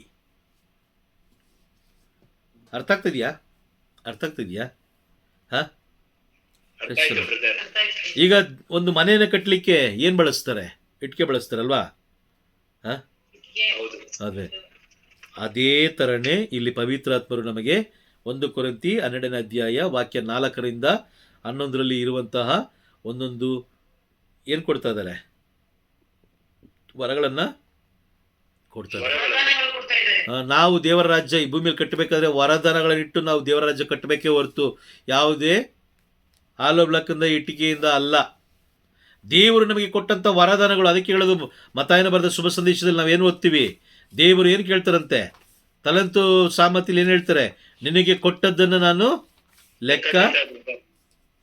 ಲೆಕ್ಕ ಏನು ಮಾಡ್ತಾರಂತೆ? 25 ಲೆಕ್ಕ ಕೇಳ್ತಾರೆ. ತಮಾಷೆ ಅಲ್ಲ ನೋಡಿ. ಅಲ್ಲಿ 25ನೇ ಮತ್ತಾಯನ ಬರೆದ ಶುಭ ಸಂದೇಶ 25ನೇ ಅಧ್ಯಾಯ ಹೆಡ್ಡಿಂಗು, ದೇವರು ಕೊಡುವುದು ಬಚ್ಚಿಡುವುದಕ್ಕಲ್ಲ. ದೇವರು ನಿಮಗೆ ಕೊಟ್ಟಿದ್ದು ಬಚ್ಚಿಡೋದಕ್ಕೋಸ್ಕರ ಅಲ್ಲ. ನಿಮಗೆ ಪ್ರಾರ್ಥನೆ ಮಾಡುವ ಒಂದು ವರ ಕೊಟ್ಟಿದ್ರೆ ನೀವು ಪ್ರಾರ್ಥಿಸಬೇಕು. ಲೋಕಕ್ಕಾಗಿ ಪ್ರಾರ್ಥಿಸಬೇಕು. ಲೋಕದಲ್ಲಿರೋ ಪ್ರತಿಯೊಬ್ಬರಿಗಾಗಿ ಪ್ರಾರ್ಥಿಸಬೇಕು. ಅಂಧಕಾರದಲ್ಲಿರುವವರಿಗೋಸ್ಕರ ಪ್ರಾರ್ಥಿಸಬೇಕು. ಬೆಳಕಿನಲ್ಲಿರುವವರಿಗೂ ಕೂಡ ನಾವು ಪ್ರಾರ್ಥಿಸಬೇಕು. ಪ್ರಾರ್ಥನೆ ಮಾಡುವವರು, ಬೋಧಿಸುವವರು ಸತ್ಯವನ್ನೇ ಬೋಧಿಸಬೇಕು ಅವರು ಇಡೀ ಲೋಕಕ್ಕೆ. ಸುಮ್ಮನೆ ಯಾರ್ದೋ ಸಂತರ ಹೆಸರು ಹೇಳ್ಕೊಂಡು ಅವ್ರದ್ದೇ ಓಡಿಸ್ಕೊಂಡಿರೋದಲ್ಲ. ಅವ್ರನ್ನ ಬೋಧಿಸೋಕ್ಕೋಸ್ಕರ ನಾವು ಇಟ್ಕೊಳ್ಬಾರ್ದು. ಸಂತರುಗಳು ಯಾವ ರೀತಿ ಜೀವಿಸಿದ್ರು ಅದನ್ನು ನಾವು ಆಧಾರವಾಗಿ ಇಟ್ಕೊಂಡು ನಾವೇನು ಮಾಡಬೇಕು? ಎಚ್ಚರಿಕೆ ಸಂದೇಶ ಕೊಡಬೇಕು. ಈಗ ಈ ದಿನಗಳಲ್ಲಿ ಏನಾಯಿತು? ಬೈಬಲ್ ದೂರವಾಯಿತು. ಬೈಬಲ್ ಸೈಡ್ಗಿಟ್ರು. ದೇವರ ವಾಕ್ಯಕ್ಕೆ ಕಿವಿ ಮುಚ್ಚಿಕೊಂಡ್ರು. ಅವರ ಪ್ರಾರ್ಥನೆ ಕೇಳೋದಿಲ್ಲ. ಬೈಬಲ್ನ ಸೈಡ್ ಗಿಡಕ್ಕೆ ಯಾರು ಹೇಳಿದ್ದು? ಬೋಧಕರೇ ಹೇಳಿದ್ದು. ಮಾನವನೇ. ದೇವರು ನಿಮಗೆ ಕೊಟ್ಟಂಥ ಜವಾಬ್ದಾರಿ ಏನಿದೆ ಅದು ಮೊದಲು ಕಂಡುಹಿಡಿಬೇಕು. ಕೆಲವು ಜನಕ್ಕೆ ಬೋಧಿಸುವುದಕ್ಕಾಗಿ ಕೊಡ್ತಾರೆ, ಕೆಲವು ಜನಕ್ಕೆ ವಾಕ್ಯದ ಅರ್ಥವನ್ನು, ಗೂಢಾರ್ಥವನ್ನು ತಿಳ್ಕೊಳ್ಳಿಕ್ಕೆ ವರ ಕೊಟ್ಟಿದ್ದಾರೆ. ಮತ್ತು ಇನ್ನು ಮಾತೆ ಮನೆಯವರಿಗೆಲ್ಲ ನೋಡಿ, ಅವ್ರಿಗೆಲ್ಲ ದೊಡ್ಡ ದೊಡ್ಡ ಸೇವೆಗಳನ್ನೇ ಕೊಟ್ಟರು. ಆ ಸೇವೆಗಳನ್ನೆಲ್ಲ ಅವ್ರು ಜಯಿಸಿದ್ರು. ನಾವು ಸಣ್ಣ ಒಂದು ಸೇವೆ ಮಾಡೋಕ್ಕಾಗಲ್ಲ. ಸಂತ ಅಂತೋಣಿಯವರ ದೇವಾಲಯ ಅಥವಾ ಸಂತ ಬೆನಡಿಕ್ಟರ ದೇವಾಲಯ ಅಥವಾ ಮಾತೆ ಮರಿಯಮ್ಮನವರ ದೇವಾಲಯ ತಕ್ಕ ಸಮಯಕ್ಕೆ ಬಲಿಪೂಜೆಗೆ ನಾವು ಹೋಗ್ತೀವಾ? ಆಗುತ್ತಾ? ಹೋಗ್ತೀವಾ? ಸರಿಯಾದ ಸಮಯಕ್ಕೆ ಹೋಗೋಕ್ಕಾಗುತ್ತಾ? ಆಗಲ್ಲ. ನೋಡಿ, ಆ ಒಂದು ಸಣ್ಣ ಕಾರ್ಯ ನಮ್ಮ ಕೈಯಲ್ಲಿ ಮಾಡೋಕ್ಕಾಗಲ್ಲ ಅಂದಮೇಲೆ ಮತ್ತೆ ನಾವು ಹೇಗೆ ಅವ್ರ ಹೆಸರೆತ್ತಿ ನಾವು ರೆಕಮೆಂಡೇಶನ್ ತೊಗೊಳಕ್ಕೆ ಸಾಧ್ಯ? ಆಗ ನಾವು ಏನಂತ ಬಿಂಬಿಸ್ತಾ ಇದ್ದೀವಿ? ನಾನು ಮಾತೆ ಮರಿಯಮ್ಮನವರು ಹಿಂಗೇನೆ ಅಲ್ವಾ? ಆದರೆ ಬೈಬಲ್ ಹೇಳೋ ಮಾತೆ ಮರಿಯಮ್ಮನವರು ಬೇರೆ. ಭೂಮಿಯಲ್ಲಿ ತಾನು ಉಂಟು ಮಾಡಿಕೊಂಡಿರುವ ಮಾತೆ ಅಥವಾ ಸಂತರುಗಳೇ ಬೇರೆ. ಬೈಬಲಲ್ಲಿರುವಂಥ ಅವರೆಲ್ಲ ನೋಡಿ, ಅವ್ರು ದೇವರು ಕೊಟ್ಟಂತಹ ಆ ಯಾತನೆಯ ಆ ಯಾತನೆಗಳಲ್ಲಿ ಪಾಲುಗಾರರಾದರು. ನಮಗೆ ಸ್ವಲ್ಪ ಕಾಲಿಗೆ ಏಟು ಬಿದ್ದರೆ ಅವತ್ತು ಆ ಭಾನುವಾರ ನಾವು ಚರ್ಚ್ಗಿಲ್ಲ, ಪ್ರಾರ್ಥನೆಗೇ ಇಲ್ಲ. ಎಷ್ಟು ಜನ ಬರ್ತಾ ಇದ್ದಾರೆ ಪ್ರಾರ್ಥನೆಗೆ? ಎಷ್ಟು ಜನ ಕ್ಲಾಸ್ಗಳಿಗೆ ರೆಡಿಯಾಗಿದ್ದಾರೆ? ಆ ನಿಗದಿಯಾದ ಸಮಯ 7:15 ನಾನು ನಿಗದಿಯಾಗಿ ರೆಡಿಯಾಗಿ ನಿಂತ್ಕೊಳ್ಬೇಕು ನನ್ನ ಕ್ಲಾಸಿಗೆ. ಎಷ್ಟು ಜನ ಅಲ್ವಾ? Praise the Lord. ಇದೆಲ್ಲವನ್ನ ದೇವರು ನೋಡ್ತಾರೆ. ಕೀರ್ತನೆಗಳ ಗ್ರಂಥ 16ನೇ ಅಧ್ಯಾಯ 14ನೇ ಅಧ್ಯಾಯ ಕೀರ್ತನೆಗಳ ಗ್ರಂಥ 14ನೇ ಅಧ್ಯಾಯ ವಾಕ್ಯ 2 ಓದೋಣ. 2. ಮಾನವರನ್ನು ಪ್ರಭು ಸ್ವರ್ಗದಿಂದ ಸಮೀಕ್ಷಿಸುತ್ತೀಹರು, ದೇವರನ್ನು ಅರಸುವ ಸನ್ಮತಿಗಳಾರೆಂದು ವೀಕ್ಷಿಸುತ್ತೀಹರು. ನೋಡಿ, ಅಲ್ಲಿ ಪ್ರಭು ಕುಳಿತುಕೊಂಡು ಸ್ವರ್ಗದಿಂದ ನೋಡ್ತಾ ಇದ್ದಾರೆ. ಯಾರು? ಕ್ರೈಸ್ತರು ಅನ್ನೋದನ್ನ. ನೀನು ದೊಡ್ಡ ದೊಡ್ಡ ಒಳ್ಳೊಳ್ಳೆ ಹೆಸರಿಟ್ಕೊಂಡು ನೀನು ದೇವರ ಆ ಒಂದು ಯಾತನೆಯಲ್ಲಿ ಪಾಲ್ಗೊಳ್ಳದೆ ಹೋದರೆ, ದೇವರು ಕೊಟ್ಟಂಥ ಪವಿತ್ರಾತ್ಮರು ಕೊಟ್ಟಂಥ ವರದಾನಗಳನ್ನು ನೀನು ಈ ಲೋಕದಲ್ಲಿ ಬಳಸದೇ ಹೋದರೆ, ಅದನ್ನು ಮುಚ್ಚಿಟ್ಟಿದ್ರೆ ನಾವು ಕ್ರೈಸ್ತರಾಗಲಿಕ್ಕೆ ಸಾಧ್ಯವಿಲ್ಲ. ಕ್ರೈಸ್ತರು ಅಂದರೆ ಏನು? ಅಂತ್ಯೋಕ್ಯದಲ್ಲಿ ಕ್ರೈಸ್ತರನ್ನು ಹಿಂಬಾಲಿಸುತ್ತಿದ್ದವರಿಗೆ ಕ್ರೈಸ್ತರು ಅಲ್ವಾ? ಯಾರ್ಯಾರು ಪ್ರಭುವನ್ನು ಅಂಗೀಕಾರ ಮಾಡಿಕೊಂಡ್ರು ಅವರೆಲ್ಲರೂ ಕ್ರೈಸ್ತರು ಆ ದಿನಗಳಲ್ಲಿ. ಈ ದಿನಗಳಲ್ಲಿ ಸುಮ್ಮನೆ ಕಾಟಾಚಾರಕ್ಕೆ ಮಾತ್ರ ಅಲ್ವಾ? ನಿಜನಾ? ಕಾಟಾಚಾರಕ್ಕೆ ಮಾತ್ರ ಎಲ್ಲ ತಮಾಷೆ ಅಲ್ಲ, ತಮಾಷೆ ಅಲ್ಲ. Praise the lord. ನೋಡಿ, ಪ್ರಸ್ತುತ ಕಾರ್ಯಕಲಾಪಗಳು 14ನೇ ಅಧ್ಯಾಯ ವಾಕ್ಯ 22. ಒಂದು ವಾಕ್ಯ ಓದಿ ನಂತರ ನಾವು ಪ್ರಾರ್ಥನೆ ಹೋಗೋಣ. ಬೇಗ ಓದಿ. 14:22. ಅಲ್ಲಿ ಭಕ್ತಾದಿಗಳನ್ನು ದೃಢಪಡಿಸಿ ವಿಶ್ವಾಸದಲ್ಲಿ ನಿಷ್ಠರಾಗಿರುವಂತೆ ಪ್ರೋತ್ಸಾಹಿಸಿದರು. ಕಷ್ಟ ಸಂಕಟಗಳ ಮೂಲಕ ನಾವು ದೇವರ ಸಾಮ್ರಾಜ್ಯವನ್ನು ಪ್ರವೇಶಿಸಬೇಕಾಗಿದೆ ಎಂದು ಬೋಧಿಸಿದರು. ಅವ್ರು ಏನಂತ ಬೋಧಿಸಿದ್ರು? ಕಷ್ಟ ಸಂಕಟಗಳ ಮುಖಾಂತರ ನಾವು ದೇವರ ರಾಜ್ಯವನ್ನ ಪ್ರವೇಶಿಸಬೇಕಾಗಿದೆ. ಈಗ ನಾವೇನ್ ಕೇಳ್ಕೊಂಡ? ದೇವರ ಯಾತನೆಯಲ್ಲಿ ನಾವು ಪಾಲ್ಗೊಳ್ಬೇಕು, ಸುಮ್ಮನೆ ಕಾಟಾಚಾರಕ್ಕಲ್ಲ. ಒಂದು ಚರ್ಚ್ ಕ್ಲೀನ್ ಮಾಡೋಕ್ಕಾಗಲ್ಲ ನಮ್ಮ ಕೈಲಿ. ದೇವರು ವಾಸಿಸುವಂಥ ಸ್ಥಳವನ್ನು ನಾವು ಗುಡ್ಸೋಕ್ಕಾಗಲ್ಲ. ದೇವರು ವಾಸಿಸುವಂಥ ಸ್ಥಳ, ಪರಮಪ್ರಸಾದ ಇರುವಂಥ ಸ್ಥಳ, ಅದನ್ನು ನಾವು ಒಂದು ಬಟ್ಟೆ ತೊಗೊಂಡು ಒರೆಸೋಕ್ಕಾಗಲ್ಲ. ಮತ್ತು ನಾವು ಹೆಂಗೆ ಪರಲೋಕ ಸೇರ್ತೀವಿ ಹೇಳಿ ನೋಡೋಣ? ಒಂದು ಸಣ್ಣ ಕಾರ್ಯ ಅಲ್ವಾ ಚರ್ಚ್ ಕ್ಲೀನ್ ಮಾಡೋದು, ಹೌದಾ ಇಲ್ಲ? ಒಂದು ಪಾದರಕ್ಷೆ ಹೊರಗಡೆ ಬಿಟ್ಟು ಹೋಗೋಕ್ಕೆ ಯೋಗ್ಯತೆ ಇಲ್ಲ ನಮಗೆ. ಅಲ್ಲೂ ಕೂಡ ನಾವು ಅಹಂಕಾರ ದೃಷ್ಟಿ ತೋರಿಸ್ತೀವಿ. ಪರಮಪ್ರಸಾದ ಮುಂದೆ ಇದೆ, ನಮ್ಮ ಕಣ್ಣು ಮುಂದೆ ಇದೆ ಪರಮಪ್ರಸಾದ ಪೆಟ್ಟಿಗೆ. ಅದು ನಮ್ಮ ಪಾದದಲ್ಲಿ ಪಾದರಕ್ಷೆ ಇದೆ. ಮತ್ತು ದೇವ್ರು ಹೆಂಗೆ ಮಾತಾಡ್ತಾರೆ? ದೇವ್ರು ಹೆಂಗೆ ಮಾತಾಡಲಿಕ್ಕೆ ಸಾಧ್ಯ? ಯಾಕೆ ದೇವ್ರು ಮಾತಾಡಲ್ಲ ಅಂತ ನಾವು ನೋಡ್ತಾ ಹೋದ್ರೆ, ದೇವರ ಪ್ರೈಸ್ ದಿ ಲಾರ್ಡ್. ಅರ್ಥ ಆಗ್ತಾ ಇದೆಯಾ? ಅರ್ಥ ಆಗ್ತಾ ಇದೆ ಬ್ರದರ್. ಸೊ ಹಾಗಾಗಿ ನಾವು ಕ್ರೈಸ್ತರು ಅಂತ ಹೇಳಿದ್ರೆ ದೇವರ ಮಕ್ಕಳಾಗಿರಬೇಕು. ದೇವರ ಮಕ್ಕಳು ಯಾವಾಗ ಆಗ್ತಾರೆ ಅಂತ ಹೇಳಿದ್ರೆ, ಯಾರ್ಯಾರು ಪರಿಶುದ್ಧಾತ್ಮರನ್ನು ಅಂಗೀಕಾರ ಮಾಡ್ಕೊಳ್ತಾರೋ ಆಗ ಅವರೆಲ್ಲರೂ ದೇವರ ಮಕ್ಕಳಾಗ್ತಾರೆ. ನಂತರ ಅವರ ಯಾತನೆಯಲ್ಲಿ ಪಾಲ್ಗೊಳ್ಬೇಕು. ಪಾಲ್ಗೊಂಡ ಮೇಲೇ ಅವರ ಮಹಿಮೆಯಲ್ಲಿ ನಾವು ಪಾಲ್ಗೊಳ್ಳೋಕ್ಕೆ ಸಾಧ್ಯ. ಇಲ್ಲಾಂದರೆ ಸಾಧ್ಯ ಇಲ್ಲ. ನಾವು ದೇವರ ರಾಜ್ಯ ಸೇರಬೇಕು ಅಂದರೆ ಅವರ ಯಾತನೆಗಳಲ್ಲಿ ನಾವು ಪಾಲ್ಗೊಳ್ಬೇಕು. ಸುಮ್ಮನೆ ಒಂದು ಪುಸ್ತಕ ತಗೊಂಡು ಶಿಲ್ಬೆಯಾದಿ ಮಾಡ್ತೀನಿ, ಕುತ್ಕೊಂಡಿದ್ದ ಜಾಗದಲ್ಲಿ ಶಿಲ್ಬೆಯಾದಿ ಮಾಡ್ತೀನಿ ಅಂದರೆ ಅದು ಏನು ಪ್ರಯೋಜನ ಇದೆ ಹೇಳಿ ನೋಡೋಣ? ಏನು ಪ್ರಯೋಜನ ಇದೆ? ಏನಾದ್ರು ಪ್ರಯೋಜನ ಇದೆಯಾ ಹೇಳಿ ನೋಡೋಣ?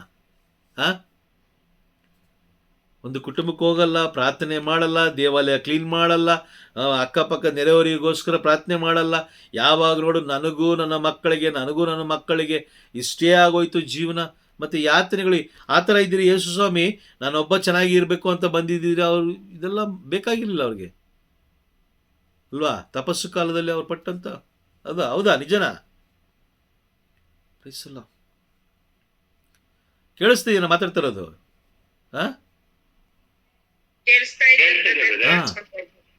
ಯಾತನೆಗಳು ಏನು ಬಿಡಬೇಕಾಗಿರಲಿಲ್ಲ. ಅವರೊಬ್ಬರು ಚೆನ್ನಾಗಿದ್ದಿದ್ರೆ ಅವರು ಬಿಟ್ಟು ಹೋದ ಕೆಲಸಗಳನ್ನು ಯೋಹಾನ 14:12 ಹೇಳ್ತಾರೆ, ನಾನು ಪಿತನ ಬಳಿಗೆ ಹೋಗ್ತಾ ಇದ್ದೀನಿ, ಹಾಗಾಗಿ ನಾನು ನಿಮಗೊಂದು ಜವಾಬ್ದಾರಿ ಕೊಟ್ಟು ಹೋಗ್ತೀನಿ. ಆ ಜವಾಬ್ದಾರಿಯನ್ನು ಯಾರ್ಯಾರು ನಡೆಸ್ತಾರೋ ಅವರೆಲ್ಲರೂ ದೇವರ ರಾಜ್ಯಕ್ಕೆ ಬಾಧ್ಯಸ್ಥರಾಗ್ತಾರೆ. ಇಲ್ಲ ಅಂತ ಹೇಳಿದ್ರೆ ಖಂಡಿತವಾಗ್ಲೂ ಕ್ರೈಸ್ತರು ಸುಮ್ಮನೆ ಲೋಕಕ್ಕೆ ಮಾತ್ರ ಕ್ರೈಸ್ತರು, ಆದರೆ ಪರಲೋಕಕ್ಕೆ ಕ್ರೈಸ್ತರಾಗಲಿಕ್ಕೆ ಸಾಧ್ಯ ಇಲ್ಲ. Praise the lord. ಅರ್ಥ ಆಯ್ತಾ?